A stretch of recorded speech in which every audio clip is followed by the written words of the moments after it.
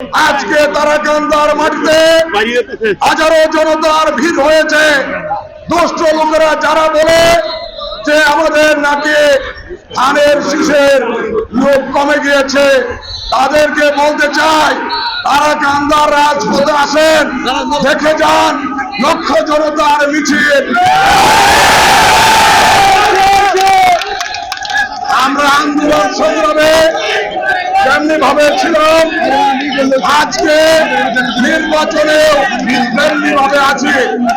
আমি আপনাদেরকে একটা অনুরোধ রাখতে চাই, আমাদের নেতা জনাব তারেক রহমান অনেক আশা ভরসা নিয়ে এই ফুলপুর তারাকান্দার মনোনয়ন ঘোষণা দিয়েছেন। আমাদের নেতার সম্মান রাখতে হবে। আমাদের নেতাকে জনাব তারেক রহমানকে বাংলাদেশের প্রধানমন্ত্রী বানাতে হবে। এই জন্য আপনারা আগামী দিনে এই এলাকা থেকে ধানের শীষের বিজয় নিশ্চিত করতে হবে। আমি কৃতজ্ঞতা জানাই আমাদের প্রাণপ্রিয় নেত্রী, তিনবারের প্রধানমন্ত্রী দেশনেত্রী বেগম খালেদা জিয়ার প্রতি আমি অশেষ কৃতজ্ঞতা জানাই।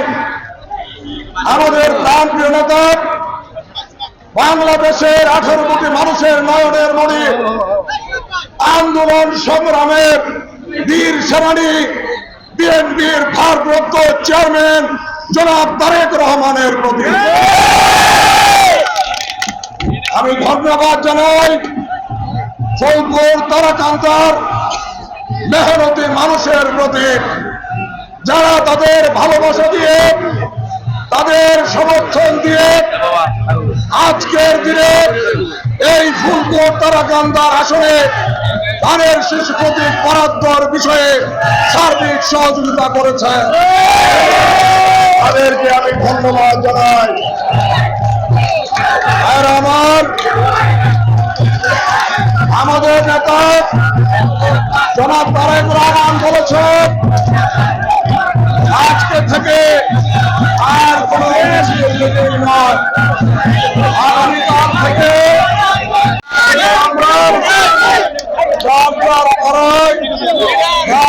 মহল্লা একটি জমা লিফলেট নিয়ে, ধানের শীষের লিফলেট নিয়ে আমরা ঘরে ঘরে যাব, বাড়িতে বাড়িতে যাব, নারী পুরুষ সকল শ্রেণী পেশার মানুষের কাছে যাব।